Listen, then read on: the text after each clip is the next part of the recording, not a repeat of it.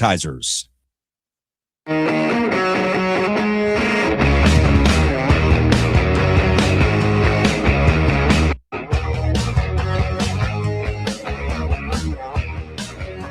All right, what's up, everybody? Happy Tuesday, pushing the limits. Thank you so much for being here, PTL family. Of course, we're on the YouTube Super Chat, where your questions and comments will be read live on the air.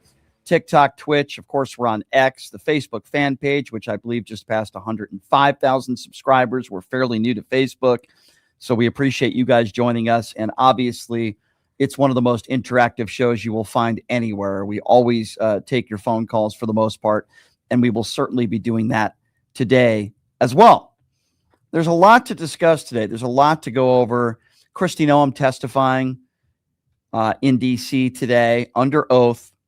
You had other members of Donald Trump's administration testifying as well, talking about ICE, talking about the war in Iran, and a number of different topics. And then Donald Trump holding a press conference earlier this morning as well, showing that he has hit a new low of incompetence. Certainly when it comes to the war, we have thousands of Americans that are stranded in the Middle East, and Donald Trump has no plan to get them out. So we're certainly going to be talking about that as well. But I wanted to, before I get to like the Kristi Noem stuff and Donald Trump stuff, and before I get to all that stuff, I want to play for you a guy out of Oklahoma who I believe is one of the dumbest members in office in the land. His name is Markwayne Mullin, and he is the official Trump mushroom gobbler of the day. Here is Markwayne Mullin. It almost seemed like he was getting emotional today. He's saying that everybody should be thanking the president for being such a strong leader. Listen to this. But you can't deny that this was a threat and an essential growing threat to the United States. And you want to say he's playing politics and you get the politics behind it, Mr. Peters? You guys are playing politics. You guys are the ones that are grandstanding. The president's doing his job as commander in chief. And I think at one time or next, we should say thank you. Thank you for being a strong leader. But there's no way in God's green earth you guys can ever give the president, at least President Trump, any credit. Sorry. Thank you. Sir, I'm out. I still got 49 seconds. Okay. But you What can't a Trump deny. mushroom gobbler. He got all emotional. By the way, if he was such a strong leader, then why are his poll numbers in the toilet in the high 30 percentile range? And why do 26% of independents not approve? But people like Markwayne Mullin and MAGA Republicans that, again, are the biggest Trump mushroom gobblers on the planet will continue to coddle to Trump, whether it be this war in Iran or ICE agents all over the country executing people, or the fact that the economy is in shambles, that we're probably headed towards a recession, the fact that private sector job growth is abysmal, inflation is up, unemployment rate is up. But if you listen to Markwayne Mullin and what he has to say, everything is fine and dandy, and the leadership couldn't be better. And he got a little choked up there. Listen, Markwayne Mullin, again, is one of the most ignorant, low IQ members in any elected official throughout the country. It really is pathetic, and it's sick, and it's disgusting. So Kristi Noem testified in D.C. today. And I don't know if you guys had an opportunity to watch any of this stuff, but it really is mesmerizing and showing her incompetence and the fact that she was never qualified for this job in leading DHS in the first place. So as you know, now I'm not even mentioning Renee Good. I consider that to be an execution as well. But after the Alex Preddy shooting, Kristi Noem called him a domestic terrorist without having any of the information. And Alex Preddy's family has talked on the record about this, about how upset they were, and rightfully so, that their son was executed in the streets of Minneapolis. And then you have to have the leader of DHS calling him a domestic terrorist. You have to have Stephen Miller calling Alex Preddy an assassin. You would think that Kristi Noem would at least take a little bit of responsibility and would apologize for this. But it turns out that is not the case. And listen to the excuse that she makes with this interaction she had with Klobuchar. After the killings of Renee Good and Alex Preddy, when I spoke to Alex's parents, they told me that you calling him a domestic terrorist, this was directly from them, the day after he was killed. A nurse in our VA, Alex, one of the most hurtful things they could ever imagine was said by you about their son. Do you have anything you want to say to Alex Preddy's parents? We were relying in the hours after that incident that was so horrific on information we were getting from the ground from just our asked agents. if you had What I anything would you say wanted to say to the but I would parents say or to the family that's of what I'm Renee doing Good right now, after is you that called I them domestic can't even terrorists. imagine what they have gone through in the loss of their son and the loss of their family members. But It's how about absolutely specifically tragic. calling them and I domestic send terrorists them without any evidence of this. that? Sir, ma'am, I did not call him a domestic terrorist. I said it appeared to be an incident of. I think the parents saw it for what it was.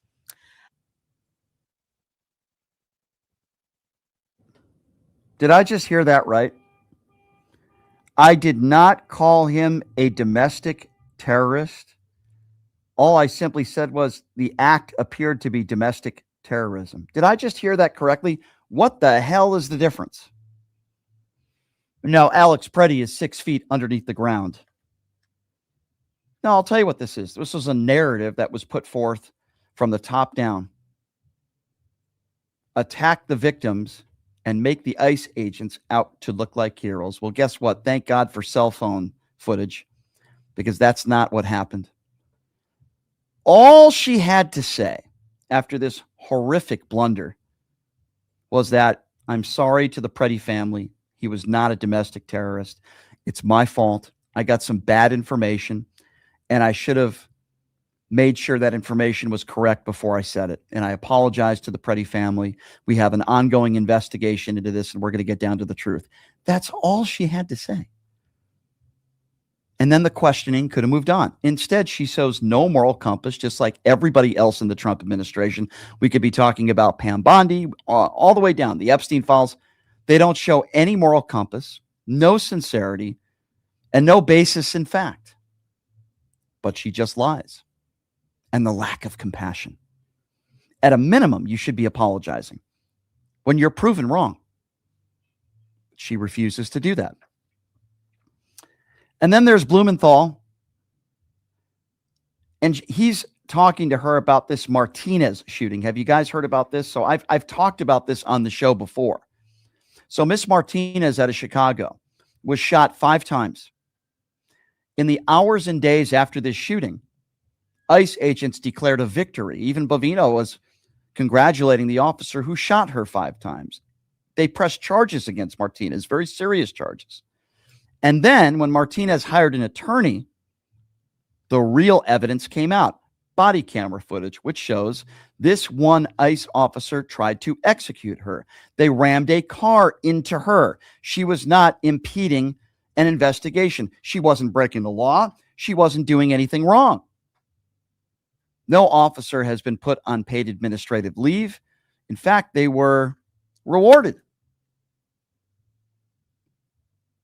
Now, eventually, the prosecutors in this case asked the judge to drop the charges because once they saw the video, they agreed with everybody else that this was on the ICE officers and Martinez did absolutely nothing wrong. Blumenthal was questioning Kristi Noem about this very case. And again, she gives empty answers. Have a listen to this exchange.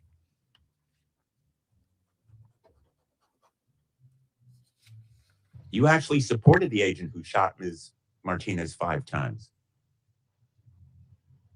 He's quoted as saying, when he was asked, everyone has been supportive, including Chief Bovino, Chief Banks, Secretary Noem, and El Jefe himself, referring presumably to President Trump. Is the agent who shot Ms. Martinez still on the job? Sir, our law enforcement officers conduct operations every day according to procedures and to training and the experience that they have. When Is- there is Is the when there is agent something that who is not shot done Ms. properly, Martinez still on the job carrying a gun? I don't know the details. I will find out and get that information to you. Would you agree with me that he shouldn't be on the job I carrying will a gun? look into this case and get back to you on the details. I'm I not think familiar with Americans it. would find it absolutely terrifying Mhm. that that agent is still on the job carrying a gun. And the fact that you can't tell me that you will take him off. Sir, do you know who Angel Samanago is? Do you recognize that name? You know, This is I an think we're individual talking about that was an murdered egregious in your illegality state here, by a an illegal violation alien, of rights and trust. duct The taped. answers are So that is Kristi Noem trying to use whataboutism. Now, everybody knows this Martinez story. Kristi Noem knows exactly what happened here. You had one ICE officer that tried to execute her. And the question is he still on the job? She won't even answer that basic question, which leads me to believe he probably is still on the job. And she doesn't call out and she says, well, I'll have to get some more information on this and I'll get back to you.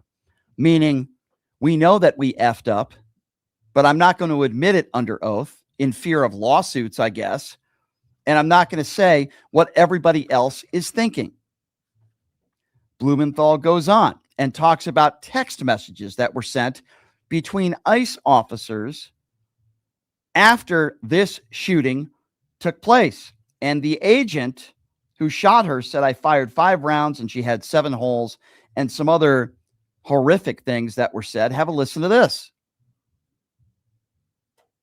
by the way, was falsely charged with impeding law enforcement, but the case actually fell apart. The judge dismissed it as being trumped up. He dismissed it with prejudice.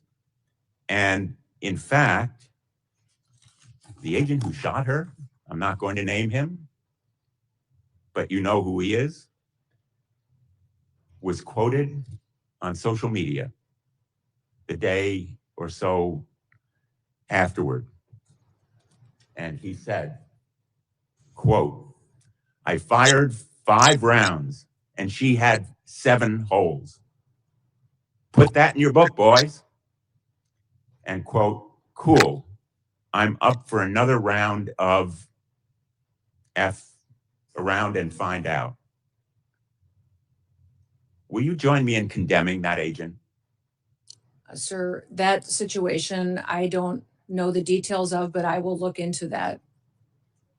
I don't know why you can't join me in saying it was wrong to shoot Miramar, almost cause her death, and then brag about it.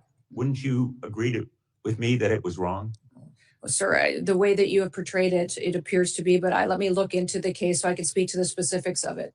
In fact, apparently, contrary to what you just said, you actually supported the agent who shot Ms. Martinez 5 times. He's quoted as saying, when he was asked, everyone has been supportive, including Chief Bovino, Chief Banks, Secretary Noem, and El Jefe himself, referring presumably to President Trump. Is the agent who shot Ms. Martinez still on the job? Sir, our law enforcement officers conduct operations every day according to procedures and to training and the experience that they have. When Is- there is the when there agent is something that who is not shot done Ms. properly, Martinez still on the job carrying a gun? Yeah, so we went into that already, and obviously she's not willing to answer that question, which leads me to believe that he is still on the job. Kristi Noem and others, and Bovano and others, praised this ICE officer. They charged Miss Martinez, and then they dropped the charges after body camera footage showed that this was an attempted execution.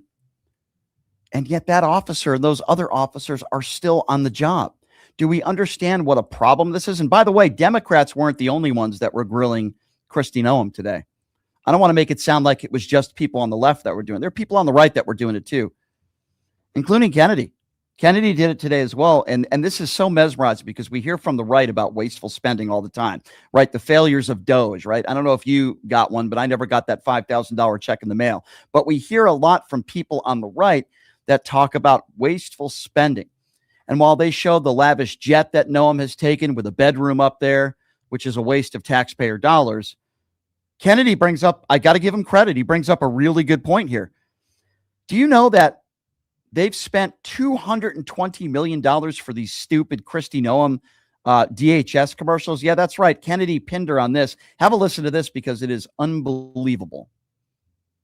How do you square that concern for waste, which I share, with the fact that you have spent $220 million running television advertisements that feature you prominently? Sir, the president tasked me with getting the message out to the country and to other countries where we were seeing the invasion come from, with putting commercials out that told them that if they were in this country illegally, that they needed to leave, or we would detain them and remove them, and they'd not get the chance to come back to America the right way. The That has been president extremely effective. Ask you to run these advertisements, is that right? We had that conversation, yes, before I was put in this position and sworn in and confirmed, and since then as well. Okay. Did you bid out those service contracts? Yes, they did. They went out to a competitive bid, and career officials at the department chose who would do those advertising commercials. And the people that you ended up picking were people who had formerly done your political work back in South Dakota. Is that right? No, that's not correct, sir. I think it is. No, it's not, sir. The individuals who, I believe the careers who they chose were two different media firms. There's been conversation about their subcontractors, but we have no legal authority to look into subcontractors on work like that. Okay. And you're saying that you're testifying that President Trump approved this ahead of time. Is that my understanding? We had conversations about making sure that we were telling people. No, ma'am. I'm asking you, sorry to interrupt, but the president approved ahead of time you spending $220 million running TV ads across the country in which you are featured prominently. Yes, sir. We went through the legal processes, did it Did the correctly, president worked know with you were going to do OMB. this? Yes. He did. Yes. Okay. And one thing, Senator, I think would be helpful to know is how effective that communications has been. That Well, they were overwhelmingly effective in your name recognition. I mean, I personally just, I mean, to me, it puts the president in a terribly awkward spot. And and I'm not saying you're not telling the truth. It's just hard for me to believe, knowing the president, as I do, that you said, Mr. President, here's some ads I've cut and I'm going to spend $220 million running them, that he would have agreed to that. I don't think Russ Vogt at OMB would have agreed to that. It's something we have to defend. I'm on the Appropriations Committee. My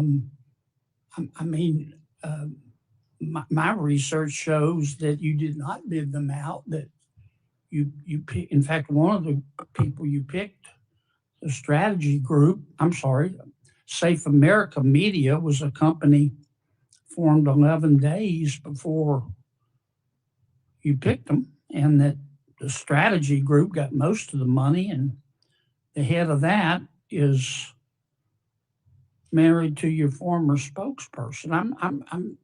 Look, we all have friends who are qualified. I'm not quibbling with that. It troubles me. A fifth to a quarter of $1 billion of taxpayer money when we're scratching for every penny and we're fighting over rescission packages. I just can't agree with, Madam Secretary. Are you still running those ads? No, Senator, I did not have anything to do with picking those contractors. I know politicals at the Department of Homeland Security did. I understand. Are you Clear still running officials those followed the ads? competitive bid process for Are you that. still running Everything those was, ads? I think the ads are due to end here in March, I think within a week So or two. they I'm are not sure still of the running? update. The one that is running is focusing on angel families. Have you seen that? It is the one that's talking about this is our why. This is why we work every day. Okay. Is for the angel I've gotta families move and their on. victims that need to. After What a joke. I give Kennedy a lot of credit there. He was far more respectful than I would have been.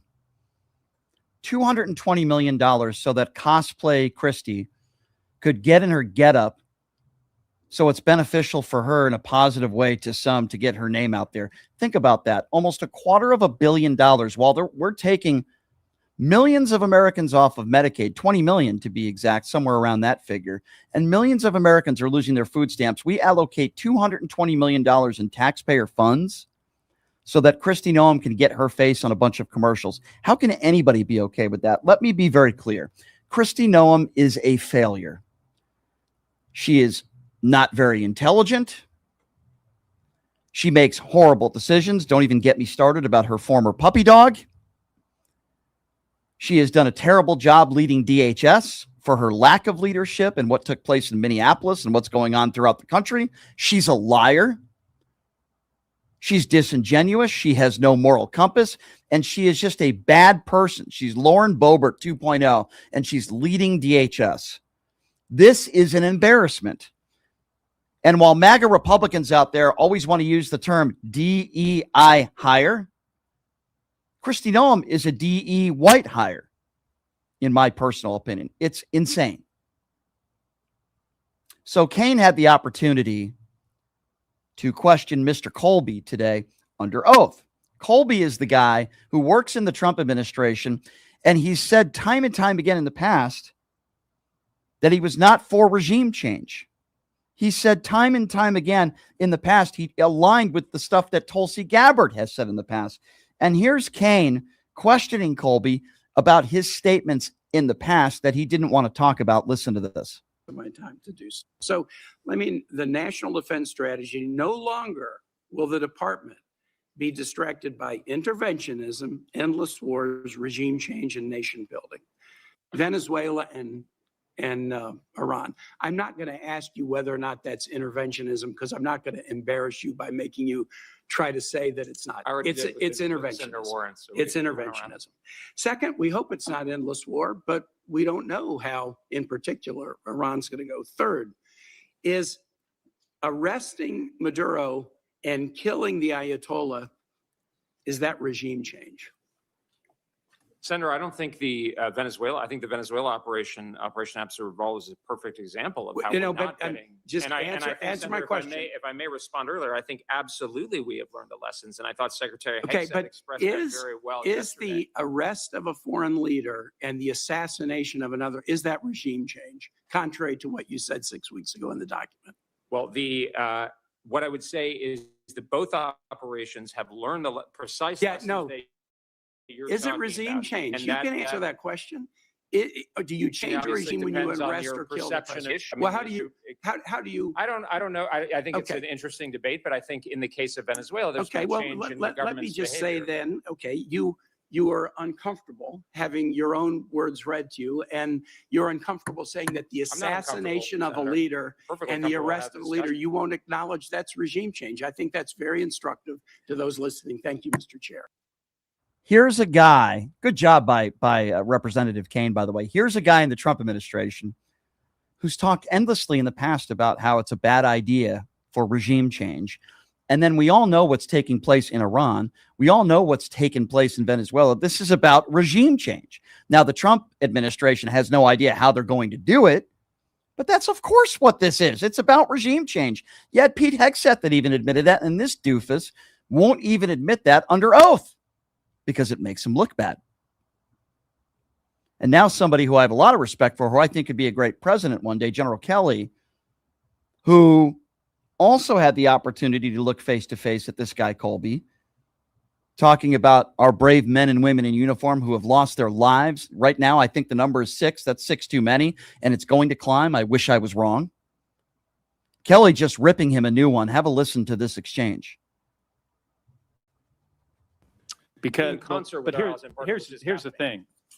Mr. Secretary, none of us here heard about Iran having missile technology that was that advanced, being able to range the United States, or being close to obtaining a nuclear weapon. I mean, the last thing we heard from the president on the nuclear weapon before, this war, as he calls it, was the Iranian nuclear program was obliterated.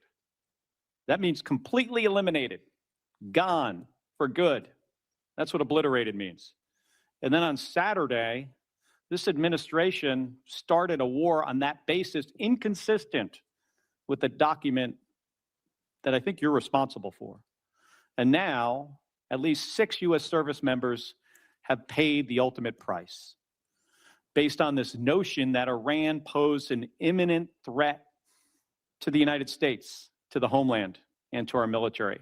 And many more are risking their lives right now to eliminate a threat that 6 weeks ago, when you published that document, you didn't really believe existed. Senator, I think it's demonstrably untrue that the strategy didn't countenance the potential for the president to use military force against Iran. In fact, it appears several times. Could you in the speak into the microphone? Oh, I'm sorry. Senator, I think it's demonstrably untrue that the document didn't countenance the provision of credible military options for the president to use force again. In fact, it specifically refers to that on a number of occasions. So obviously, I think the military campaign that's underway, Operation. Yeah, but wouldn't you Fury, think that that would be a primary theater that we would be focused on in the document if that threat, that imminent threat to the homeland existed? I think the document countenances the employment by the president of military force globally as part of the strategy. Well, I'm about out of time, but I think it's important to say that we've seen this playbook before. It's what dragged us into a war decades ago, a bloody war in Iraq.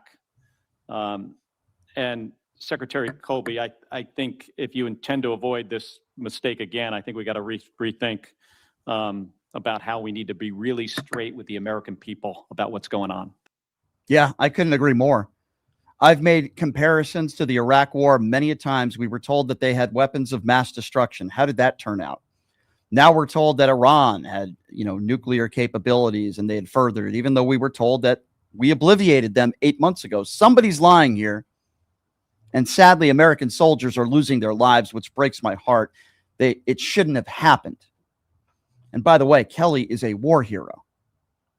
He is a veteran. He is a hero. Then there's Elizabeth Warren, who makes the case that this is allegedly, according to the Trump administration, nation building. Isn't that what Donald Trump is trying to do? He claims he's trying to do that in Venezuela with regime change. He's claimed that in Iran, let the citizens rise up, he says, even though there's no plan to do so. You could call it, allegedly, nation building. And then Colby says it's not. Have a listen to this exchange. America first means starting a war anywhere, anytime. I'm confused because you're here to discuss the Trump administration's national defense strategy. And I'll quote it back to you.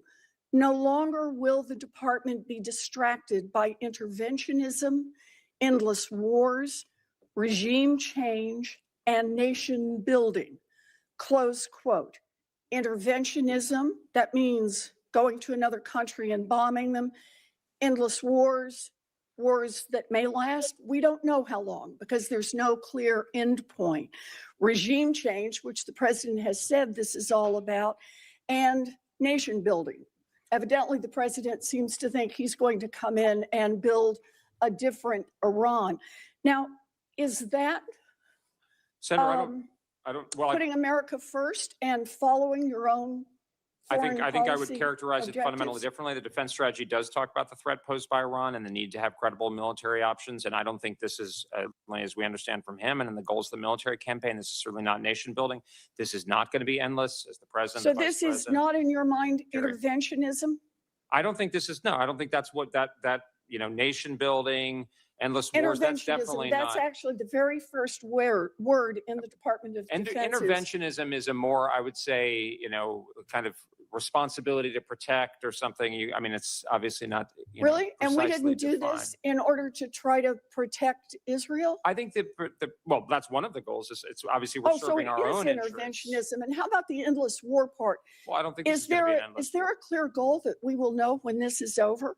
Well, the president's going to decide exactly how we do it. The military campaigns have clearly Okay, defined and the scope regime goals. change part, remind me about that. The president, of course, has called it regime change. Do you disagree with him? No, I think the president has said that this is an opportunity for the people of Iran to rise up and overthrow their oppressors. But Yeah, as he has indicated, called the on them to Venezuela do that. model could Does be that one the sound other like day. regime change? I think the goals of the military, obviously, allowing the Iranian people to take this matter into their own hands is one of the options here. But the American military campaign is Yeah, got so more that's scope great. goals, So the and Trump it's not an endless war. administration first says it's going to be America first, then puts out a national defense strategy, and then goes to war alongside Israel illegally, unconstitutionally. And that is now the policy of the Trump administration. Say one thing in a campaign, write it down on paper, and then go do whatever the hell you want. The time That of is the wrong. senator has. Yeah, Elizabeth Warren is 100% correct. These MAGA buffoons who voted for this guy, America first, America first. Is this America first? We're bailing out other countries' economies. Look at what we're doing in Venezuela, stealing oil that is not ours and kidnapping their president. And now Iran. Make no mistake about it. This war is going to cost the American taxpayer trillions of dollars, not just billions, trillions. This is going to be an endless war. We were told this war would only last a couple days. That was the first reaction from Pete Hegseth and Donald Trump. Give it 3 days. Then all of a sudden it moved to 4 or 5 weeks. Let me be very clear. I will be shocked if in 3 months from now, this war is over. We've heard those that are still alive in the Iranian government that they are not negotiating with the United States, even though we heard rumblings in the first couple days over the weekend that they were. That is not true. That's a lie. The Israel-Palestinian conflict and what's going on in the Middle East has been going on for decades and decades and decades. And there is no evidence that Iran has furthered their nuclear capabilities. You had Tulsi Gabbard under oath 10 months ago that said what I just said. Then 8 months ago, we attacked Iran and we were told we obliterated their nuclear capabilities. So what changed in the last 8 months? Tell me. What changed? We've been hearing the same thing from Israel and Benjamin Netanyahu that they pressured Barack Obama to go to war with Iran. He pressured Joe Biden and Kamala Harris to go to war. They didn't budge. But doofus Diaper Donnie, gave in, didn't he? It's also a distraction from the Epstein files. I call this war Operation Epstein cover-up. So speaking of Diaper Donnie, the orange turd, he was speaking earlier today in D.C. as well. And after he rolled out of bed, a reporter asked him, Mr. President, what's the worst case scenario? What happens here? Listen to his answer. It's mesmerizing.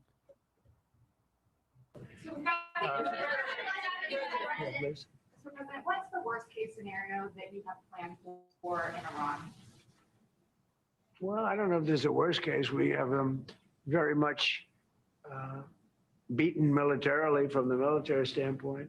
They're still lobbing some missiles. At some point, they won't even be able to do that because we're hitting all of their carriers. We're hitting all of their missile stock. You know, they built up all these missiles over the last few years. They had a lot of them. They've shot a lot of them, and we're knocking out a lot.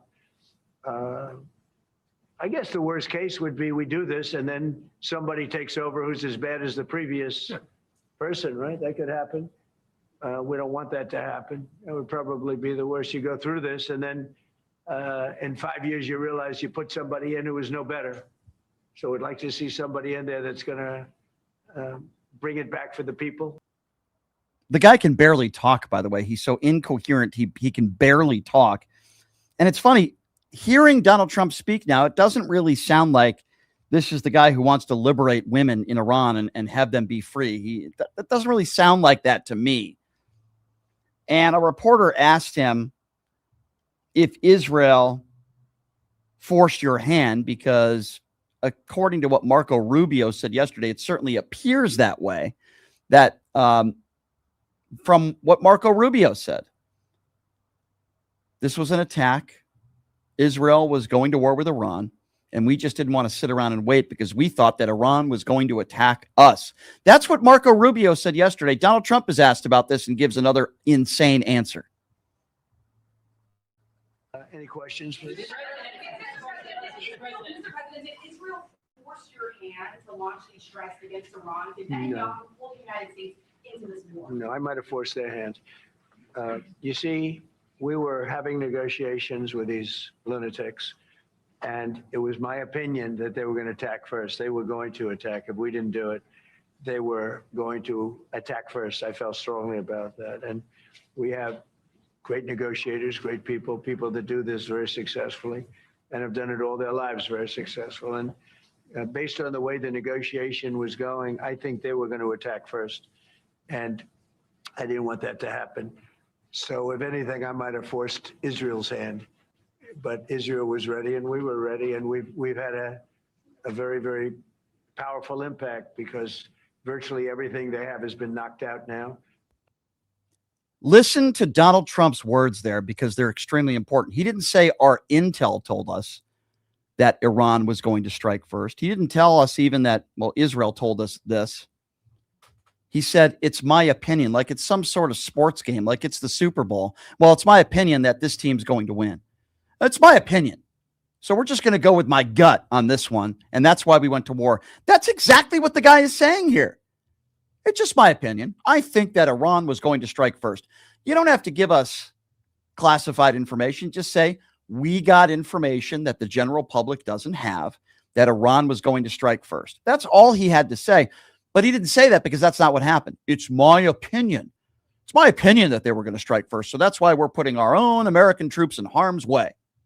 No, Israel forced your hand because you're an imbecile. That's why. Speaking of imbeciles, here's Trump earlier today talking about how big this is, how big Venezuela is. I mean, the guy talks like he's 12 years old. Listen to this. And we are, this is, everything's big in my book. Venezuela was big. This is big. The original hit, Midnight Hammer, was big. Everything you view is big, but it's not considered very big by some standards, by some of our standards. We have a military like no other military that's ever been built. Well, according to Stormy Daniels, there are some things that are not very big, Mr. President. This is big. Venezuela is big. I mean, listen, the guy talks like he's an imbecile because he is one. That's why. And then a reporter's asked him, okay, well, you've got regime change, right? You forced them into regime change because you've taken out, 7 or 8 of their leaders in the Iranian government. Do you have any sense of who you have in mind that you would like to take over? And here's what Donald Trump said about that. Out there, a lot of bombs are being dropped. But I would say that would be about the worst. Do you have someone in mind right now? Because you said all the people you did have in mind have been taken out. What do you think? Well, most of the people we had in mind are dead. So, we had some in mind from that group that is dead. And now we have another group. They may be dead also, based on reports. So I guess you have a third wave coming in. Pretty soon we're not going to know anybody. But we have, Venezuela was so incredible because we did the attack and we kept government totally intact. And we have Delcy, who's been very good. We have the whole chain of command and they've been, look, the relationship's been great. We've taken out 100 million barrels of oil already. And a big part of that goes to them and a big part goes to us. And it's been great. We paid for the war many times over and we're going to be running the oil. And Venezuela is going to make more money than they ever made. And that's great for the people. The relationship has been great. It's been seamless. Nobody's actually ever seen anything like it. If you look at Iraq, where very stupidly everybody was fired, the generals were fired, the military was fired, the police were fired, the fire departments were fired, and all of the government workers were fired. So after, people would call, they had no idea. And by the way, ISIS was formed. That's where ISIS came from. All of the fired people. We don't believe in that. So we'll see what happens. But first we have to finish off the military. First of all, the question wasn't about Venezuela. We can get into that conversation and how he kidnapped the president and he's just trying to steal oil there. It wasn't about liberating anybody or a new regime. It was about stealing oil and helping his big contributors that contributed to his campaign, the millionaires and billionaires. But notice how the question had nothing to do with Venezuela. It had everything to do with Iran. Notice how he didn't want to talk about Iran because he has no idea. He even self-admitted it himself. He doesn't know who's alive. He has no idea. Second wave, third wave. Oh, we don't know. We don't know who's alive. Yeah, you have no idea. They obviously didn't think this through. They don't know who's taking over. This will be the decision made by people in Iran in the government that are still alive, who I'm sure will be putting people in there that are more young and more capable than the supreme leader who was old and feeble and weak. This, if anything, could help Iran and hurt Israel and hurt the United States of America. But you see, they didn't think that far ahead, did they? No, they didn't. And then the question comes up of Reza Pahlavi. Is he an option? Asked to the president of the United States today.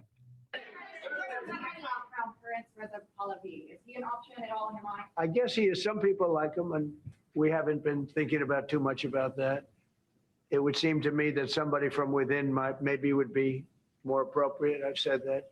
He looks like a very nice person, but it would seem to me that somebody that's there, that's currently popular, if there's such a person.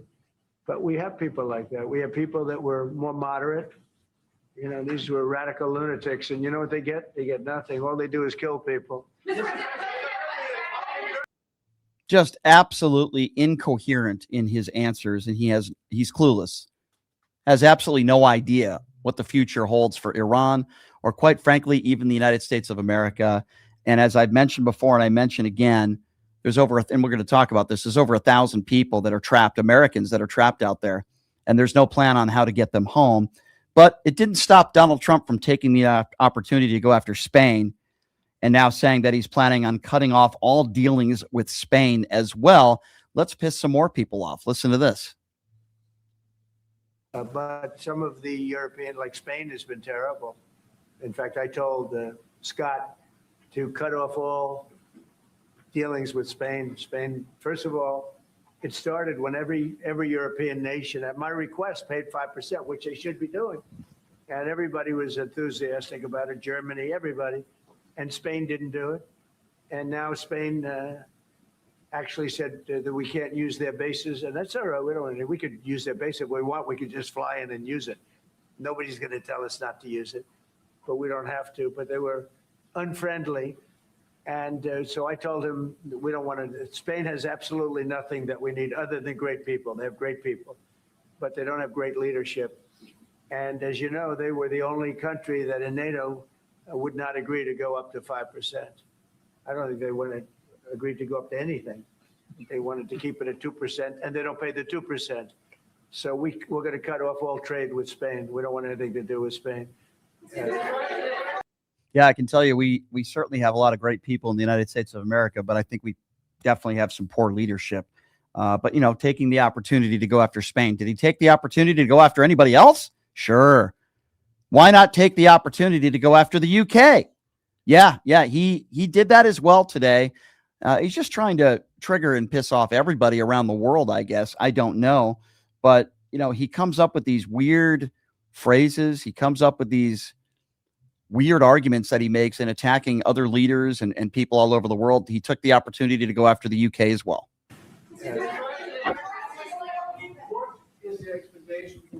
And I'm not, by the way, I'm not happy with the UK either. That island that you read about, the lease, okay, he made it for whatever reason, he made a lease of the island. Somebody came and took it away from him. And it's taken 3-4 days for us to work out where we can land there. It would have been much more convenient landing there as opposed to flying many extra hours. So we are very surprised. This is not Winston Churchill that we're dealing with. It's not Winston Churchill that we're dealing with. So he goes after Spain. He goes after the UK. He goes after Democrat politicians as well. But, you know, this is the point for me that, oh my gosh, this gets me so upset. So we have thousands of Americans that are stranded in the Middle East, many of them, of course, in Iran. There was no plan to get them out. There is no plan to get them out. You would think that maybe some Americans would have gotten a heads up, or maybe there would have been a plan in place to get some of these Americans out of there, but there isn't. And he's asked about why there wasn't some sort of evacuation plan, and his answer goes to show you how incompetent this man is and so many members of his administration. Listen to this.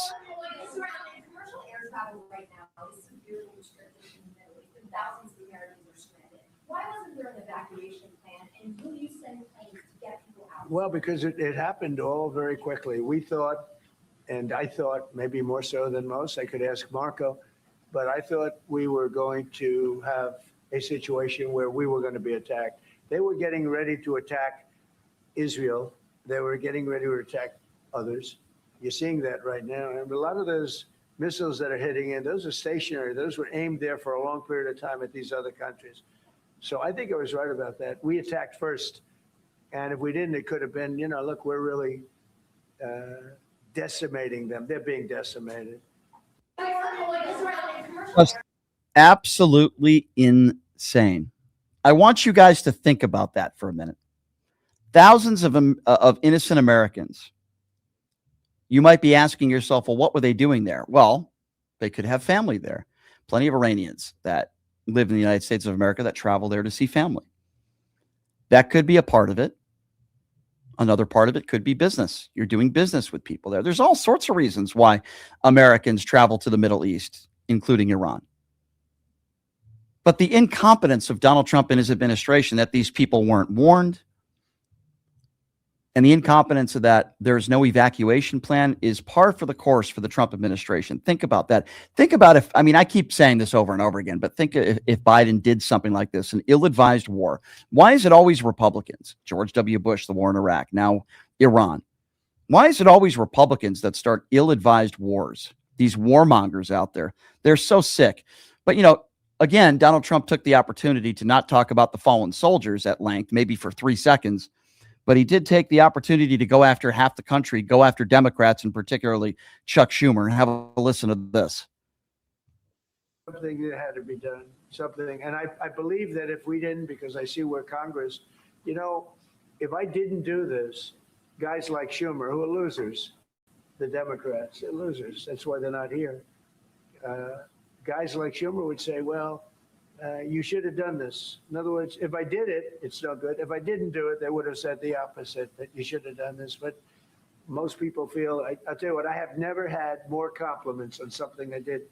People felt it's something that had to be done. So if we have. Absolutely insane.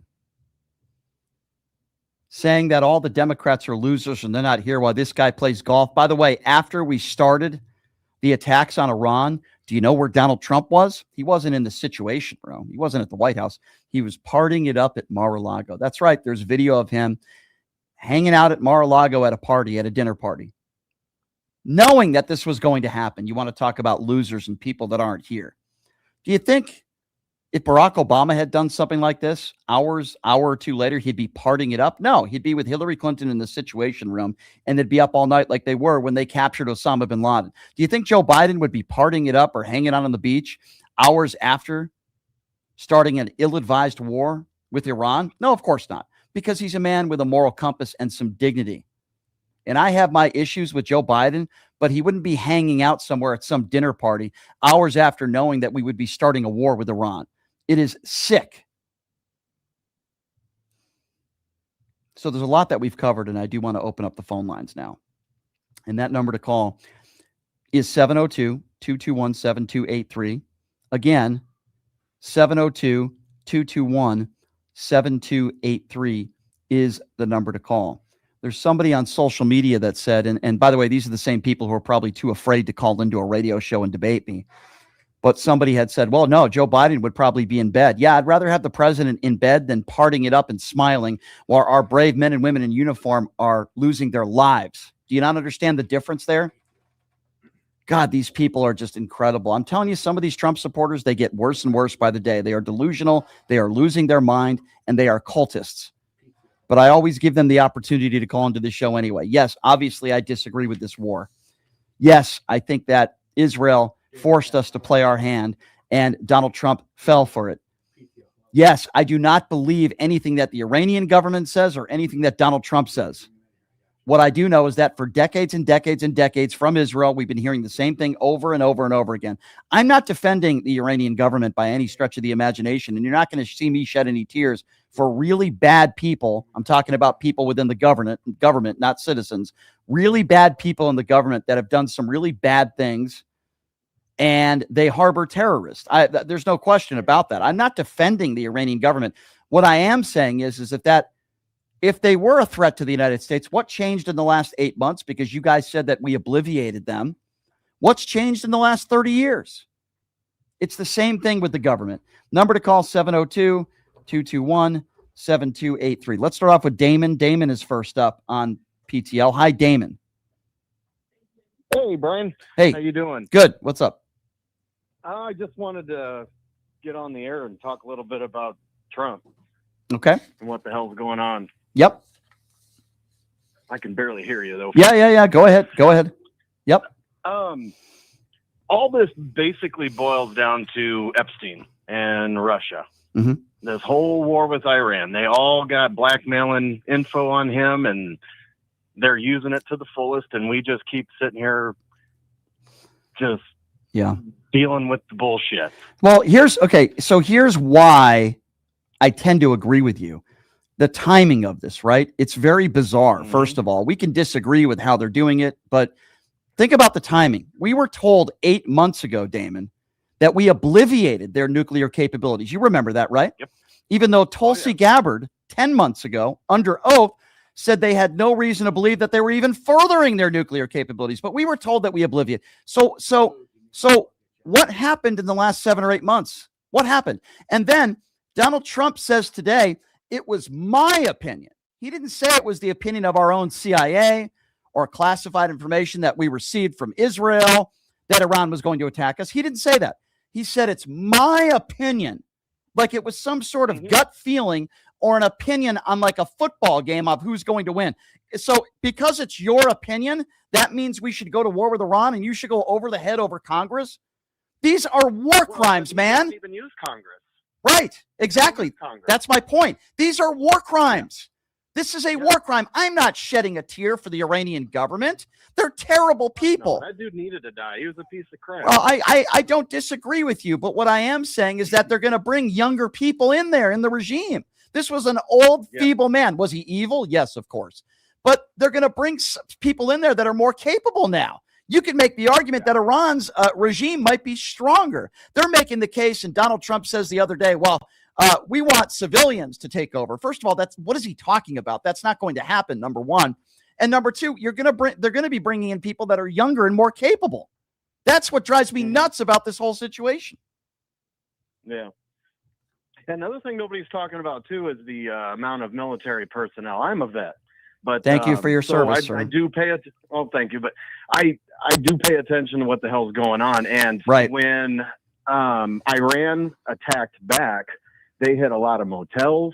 They hit a lot of military bases. Yes, they did. And all the internet's out. And unfortunately, I have a feeling we've lost a lot more service members than. Oh, listen, Damon. And I wish we were both wrong on this, but there's no question. Me too. There's no question. I wish to God. I hope to God I'm wrong. I hope so too, but I don't think you are either. This is going to be an ugly, ugly war. Isn't it interesting? Other than Beau Biden, as you know, who was a hero, Joe Biden's late son, Beau Biden, who I have so much respect for, George W. Bush, Donald Trump, all these people, they send us into these needless, endless wars.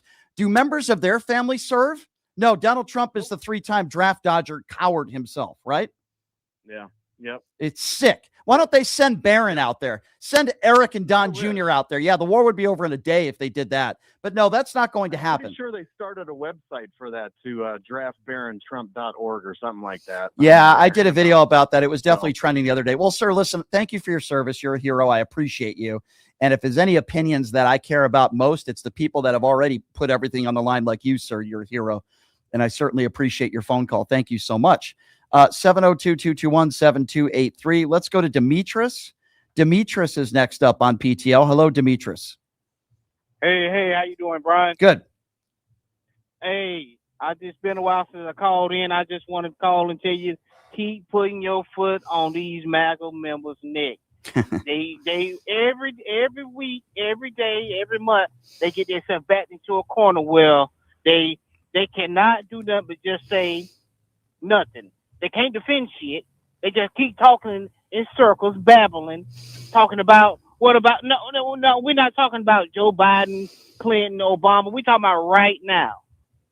They live in fantasy. I'm telling you, in 2 years from now, when the economy continues to tumble, in 2 years from now, where God forbid, I hope I'm wrong, this war might still be going on, they will still be blaming Joe Biden. They'll still be blaming Pete Buttigieg and Barack Obama. That's what they do. Yeah, I mean they gonna blame. They still gonna blame Obama. Clinton. That's the only thing they can do is blame the Clintons, Bill and Hillary, Obama, and Joe Biden, and Kamala Harris. Even though what did she do? She wasn't president. They do it now. They're doing it now. When you have a horrible jobs report, they'll either fire the person who put out the report, or they'll blame the Biden administration. They'll do it with Iran. They're doing it with the Ukraine. This would have never happened if I was president. Really? Well, I'll tell you something. If Kamala Harris was president, we wouldn't be in a war with Iran right now. I guarantee you, if Kamala Harris was president, Renee Good and Alex Preddy would still be alive today. If Kamala Harris was president, the economy would have continued to have been headed in the right direction. By the way, I don't hear MAGA Republicans today talking about gas prices. Do you? Because they've skyrocketed. That's why they want to brag. Yeah, they'll brag about it, right? But then they'll blame Joe Biden when you have to pay $5 a gallon for gas. I don't hear them bragging about gas prices today. I wonder why. Hey, because that's all. That's the only thing they don't have. They don't have nothing to do with everything. Their whole life is go against Democrats. Yeah, they just want to own the libs, and they don't care if our brave men and women in uniform go down. No. That's what's so sad about this, sir. I really appreciate your call. They only want to own the libs. And let me tell you guys something. The fundamental difference between Republicans and Democrats today, and there's quite a few, even somebody like myself, I don't want MAGA Republicans to suffer. I want America to flourish. And even if you're a right-wing MAGA cuck, for lack of a better term, I don't want you to suffer. If you're a MAGA Republican and you voted for Donald Trump, I still don't want you to lose your health care. I don't want you to suffer. I don't want you to lose your food stamps. But if you're a MAGA Republican, you cannot convince me that not the overwhelming majority of people who support Donald Trump want liberals to suffer. And that is a fundamental difference between Republicans and Democrats today. And I am sick of it. I'm sick of it. I don't want our brave men and women in uniform sent to another ill-advised war and the loss of life tragic. I don't want innocent people in Iran to lose their life. I don't want innocent people in Israel to lose their life. I don't want anybody innocent to lose their life. But because Donald Trump has an opinion, I have a whim that I think Iran was going to attack us. Yeah, where did you get that from? Goodness gracious. So the next president, if they have a whim, I think Kim Jong-un is going to attack us. Does that mean we go to war with North Korea? I think Vladimir Putin is going to attack us. Does that mean we go to war with Russia? Of course not. Can you imagine if another president in the past had made a statement like that? Can you imagine? Absolutely sick. 702-221-7283. And again, the number to call if you do want to be a part of the conversation. If you're a Trump supporter, you're still welcome to call into the show and make your case. I'll give you the opportunity. 702-221-SAVE. Let's go to Jason. Jason is next. Hello, Jason. This is the season of SAFO for sure. Number one. Number two, I'm tired of this draft dodging, pedal protecting douchebag of a president. But you know, I've been thinking about it. This is going to be the worst celebration of America coming up. The 250th anniversary, and we got this douchebag as a leader. I want to draft the entire Trump family to go to the front line. Everybody, all the MAGA, put up or shut up. Put all your grandkids, your kids, put all the Trump kids, put J.D. Vance's kids. I want all the Republicans to draft your kids first before we. Yeah, they'll never do it. They'll never do it. Donald Trump is a draft dodging coward. He used bone spurs as a lie, so he didn't have to serve. I'm sure his son I hear the excuse from some people on MAGA that Barron's too tall. I mean, you've had people that are 7 feet that have served this country, so that's a lie also. George W. Bush, same thing. You think his kids were serving? Oh, but there was a guy by the name of Beau Biden, right? Joe Biden's honorable son, who sadly passed away as because of those burn pits. He got cancer. It's a horrible, tragic story, but he lost his life as a hero, and yet they want to attack Joe Biden for saying, oh, he didn't die in the line of battle. These MAGA Republicans are some of the most disgusting people that we have in the United States of America. They really are. Yeah, go ahead. If you want to claim that you're a patriot, you're not a patriot on January 6th if you beat cops. You want to prove that you're a patriot? Barron Trump, who dropped out of college and making money off of your father's presidency. Barron, the Trump family. You want to show your true patriotism? Go ahead and sign up and serve. See how fast this war would be over. Yeah, but if it's other people that Donald Trump doesn't know, he doesn't care. Number to call, 702-221-SAVE, 702-221-7283. Let's go to Lou. Lou is next up on PTL. What's up, Lou? Brian, good afternoon. How you doing, Hey, buddy? good, Lou. What's up? Here's what I honestly think. The closer the Epstein files have gotten to Trump, the more dangerous he's become.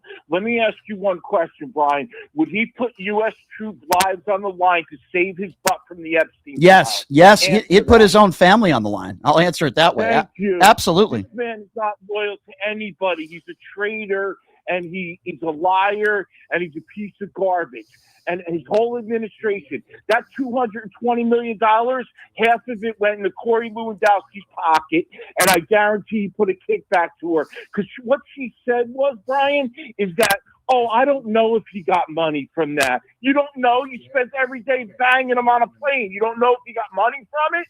Yeah, also a really good point there. Of course, Corey Lewandowski is just as corrupt as anybody else in the Donald Trump administration. And of course, Kristi Noem knows exactly what took place here. This entire administration, from Kash Patel, Robert F. Kennedy Jr., Kristi Noem, Caroline Leavitt, everybody in this administration, in my personal opinion, is corrupt, including Marco Rubio, who knows that this should not have happened.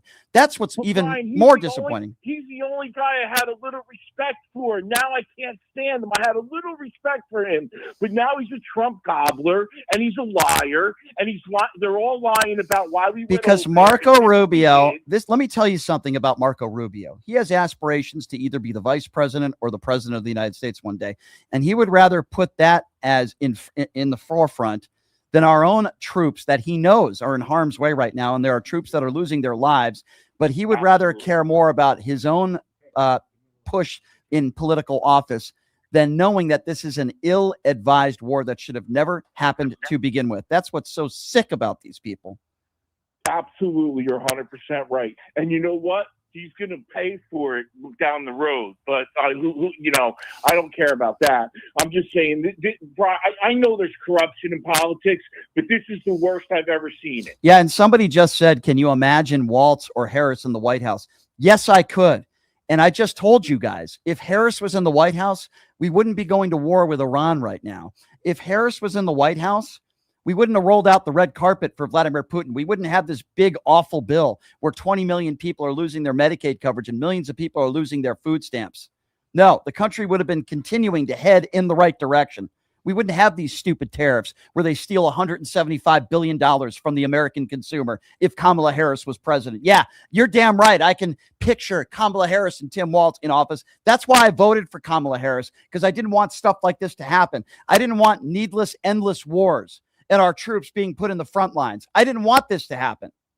I didn't want ICE agents executing people in the streets. It wouldn't have happened if Kamala Harris was president. So yeah, you want to play that game? For all you MAGA mushroom gobblers out there, can you imagine if Kamala and Tim Walz? Yeah, I can. We wouldn't have chaos in America. We wouldn't have started another ill-advised war. Yeah, I can imagine.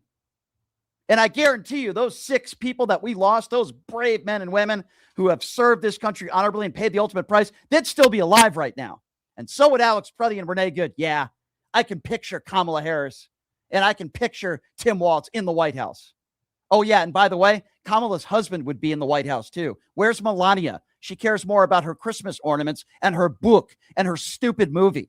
Yeah, you're damn right. I can picture Kamala Harris in the White House. But I guess some of you couldn't because you're ill-informed voters. 702-221-7283 is the number to call. Let's go to SJ. SJ is next up on PTL. Hello, SJ. Hey, Brian, how you doing? Good. What's up, SJ? I'm telling you that Trump is the worst president ever.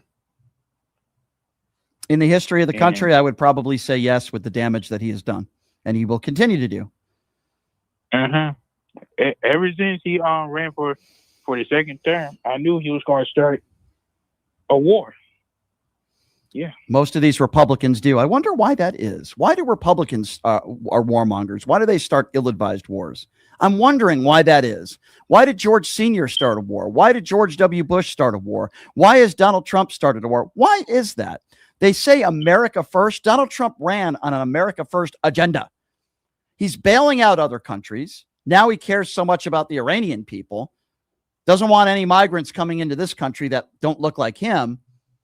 Well, to be fair, there's not many people that look like him. Have you seen what this man looks like today and all the orange makeup he put on today and that rash he had on his neck and that makeup he put on his hand? Yeah, I saw that too. It's like this man's body is disintegrating by the day. I don't know. It's just what's up with that rash? I'd like to know that. I don't know. He close to the afterlife. Yeah. These are dangerous times that we are living in, my friend, and I truly do appreciate your phone call. Thank you so much. 702-221-SAVE. I understand that there's some MAGA Republicans out there that are afraid to call in. I'd be afraid to call in, too, if I had to curl myself into a pretzel and defend Donald Trump. It's very difficult to do. 702, but you're still more than welcome to do it. 702-221-7283 is the number to call. Let's see here. Let's go to Paul. Paul from the UK is next up on PTL. Paul, what's going on, man? Hey, hi there, Brian. Thanks for taking the call. Just a couple of things. The first thing is a matter of interest. I don't know if this is known in America. The royal family has a tradition of the men serving. The Queen Elizabeth drove trucks in the Second World War. If they can do it, Baron can do it. It disgusts me that you've got this thing going on where these rich, fat, and I can't say the word, but ends in ARDS, are sitting there dictating the poor schmucks that they should go and die for a stupid war that is completely unnecessary. And when are your politicians, your congressmen and senators are going to say no to this orange twat in the White House? When are they going to do that? Say we've had enough of this. Yeah. Enough. I want to read something. Paul, since you live in the UK, I want to read this to you. This is what Donald Trump said about people like you today in your country. He said, I'm not happy with the UK, that island. He made a lease of the island. Somebody came and took it away from him, and it's taken 3 or 4 days for us to work out where we can land. This is not Winston Churchill that we're dealing with. Those are the comments he made about the UK today. What do you make of that? What's your reaction to that? Well, I heard that. Now, I'm not happy with Starmer. I understand why he did the limited thing he had to do. I'm still not happy with him. And yes, he's not Churchill. But let me tell you something, Brian. If Churchill was alive today, Trump will be somebody he would be pointing the finger at, not allying with. He's the type of person that Churchill stood up for. Churchill stood up to Hitler when lots of people didn't want to do it. And Churchill would treat Trump with the same disdain. Yeah, disdain. Yeah, I tend to agree with you. I mean, the jealousy that this man has, like, for example, for Barack Obama is off the charts. Did you hear any of his speech earlier today? The mumbling and bumbling. This man he's been mentally unfit for a long time, but I personally believe his health is deteriorating by the day. He's mentally unfit, but he's also morally unfit. Yeah. This is something that people don't realize. You can't pick an amoral, selfish man to be a president because they have to serve other people. And by definition, by them being amoral and selfish, they cannot serve other people's interests. I can't believe I can't believe that I'm going to quote Marjorie Taylor Greene here. Forgive me, but she did make a very good point yesterday. She said, this is a man who says he's probably going to hell. And her point was, if he knows he's probably going to hell, then maybe he's not fit to be in office. If he doesn't care about the polls, which, by the way, he said the other day he doesn't care. So he doesn't care about what the American people think of him. Then what is his next move? And maybe we should, Republicans should start questioning his decision making. Marjorie Taylor Greene, I think, making a very good point there. Now, listen, I guess when you have nothing to lose and you're not running for office again, and if you're a Republican, you could make statements like that. Obviously, these people that are in office right now that have an R next to their name are worried about remaining in power themselves. So they're cowards. They can't make statements like that. But I agree with Marjorie Taylor Greene. I think she brings up a very good point. I heard her, and yes, I agree with everything you said there, because I heard her and she was right. But as you say, she's right after the fact. She wasn't right when she could have made a difference. The problem with these Republicans is they love all the fancy suits, the cocktail parties, the secretaries, the press interviews. But when it comes for one time for them to do their duty by the your Constitution and the people, when it comes to their one opportunity to say, I'm paying it back now, they all duck down. They're all cowards when they come to one time. Do your damn job. That's all. Just do your damn job. And if your damn job doesn't mean standing up to Trump, then you don't know what your job is. What do people in the UK think about this war that America has involved itself with, or started, I would say? The majority don't want to be involved whatsoever. The majority will be livid if British troops get involved, which it could happen.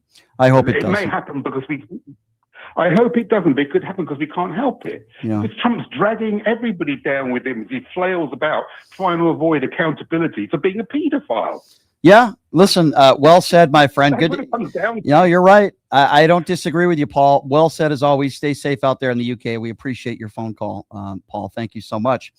702-221-7283 is the number to call. Again, that number to call if you want to be a part of the conversation is 702-221-SAVE. Let's go to Terry. Terry is next up on PTL. Hello, Terry. Hey, good afternoon, Brian. Hey. My son served in Afghanistan. I can tell you right now, I'm shouting out to the parents right now whose sons, daughters are deployed, and I know that feeling where you have to leave the phone on the nightstand close to you, and the knock that might come at the door. So I just want people to know that I'm thinking about them, because this is absolutely abhorrent. What's going on here. And these are good, decent people who didn't sign up for this. Yes, they signed up to serve, but this man is the most disorganized person that I can think about right now. And speaking of this son, he's doing some business in Thailand, and they were getting ready to take a flight back home. He lives in Ireland. And they had to stop the flight because they were concerned about the way they had to fly that particular route. They were concerned about maybe, what was going on in the air at that time. So he's kind of stuck in Thailand for a little while.